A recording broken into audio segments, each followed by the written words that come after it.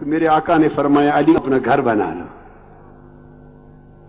حضرت علی شیر خدا نے گھر بنا لیا، اور وہ گھر حضور علیہ السلام کے گھر سے تھوڑا سا دور تھا، تھوڑا سا دور تھا۔ اب اتنا سا تو شہر مدینہ تھا سارا، اس شہر مدینہ کا کل رقبہ اگر جائزہ لیں تو شاید اس گراؤنڈ کے اس کونے سے لے کے اس آخری کونے سے بھی تھوڑا رقبہ تھا، بس کل شہر مدینہ کا۔ اس میں کتنا دور ہوگا؟ اس میں کتنا دور ہوگا؟ بس تھوڑا سا دور کر لے لیا۔ جب اس گھر میں منتقل ہو گئے، حضرت آقا علیہ السلام ہر روز حضرت فاطمہ کو دیکھتے تھے، ان کو تکتے تھے۔ جب گھر تھوڑا سا دور لے لیا تو آقا علیہ السلام سے برداشت نہ ہوا، اتنی فرقت برداشت نہ ہوئی، اتنی دوری برداشت نہ ہوئی۔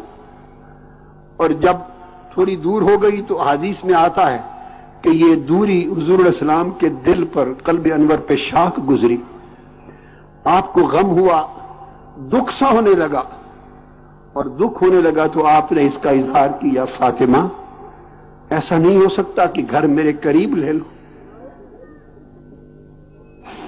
قربان جائیں سید کائنات، ایسا نہیں ہو سکتا کہ آپ گھر ذرا میرے قریب لے لیں، میں آتے جاتے نماز کے لیے دیکھتا رہا کروں۔ سید عالم فاطمۃ الزہرا رضی اللہ تعالی عنہ نے گھر بات کی، کوئی گھر اور قریب تھا نہیں۔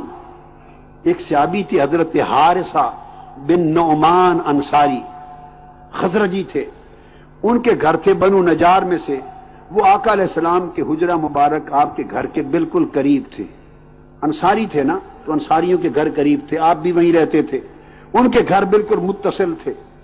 حضرت فاطمۃ الزہرا رضی، اب یہ دیکھیے باپ اور بیٹی کی باتیں ہو رہی ہیں۔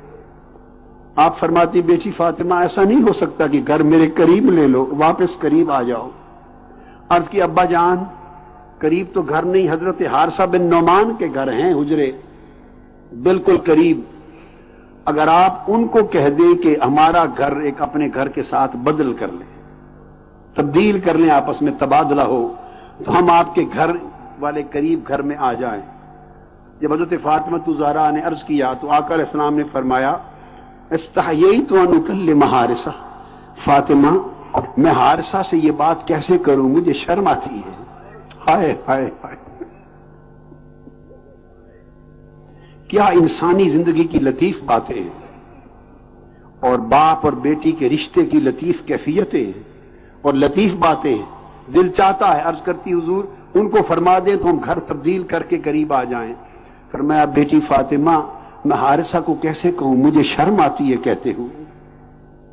یہ باتیں ہو رہی تھی، کسی نے سن لی اور حضرت حارثہ بن نعمان تک پہنچ گئی، بات ان تک پہنچ گئی کہ آقا کا دل مغموم ہے، اور اتنی دوری بھی فاطمہ کے گھر کی برداشت نہیں کر سکتے، چاہتے ہیں قریب آ جائے اور قریب گھر نہیں۔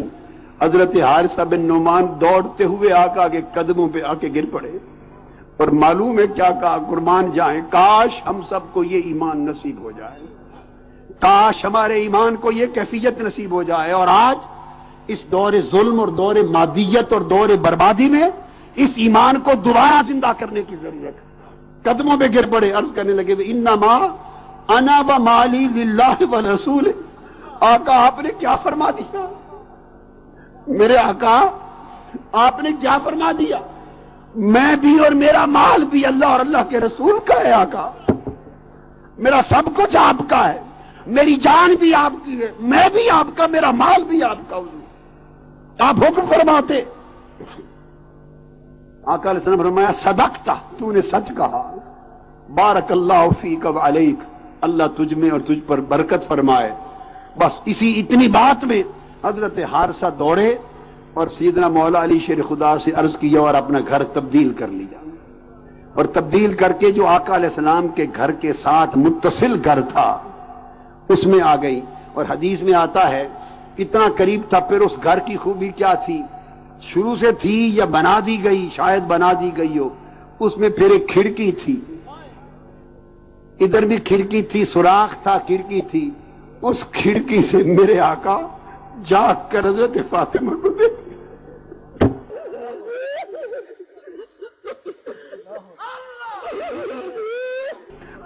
کھڑکی سے جھانک کر سید عالم فاطمہ الزہرا کو دیکھتے تھے، حسن کو دیکھتے تھے، حسین کو دیکھتے تھے،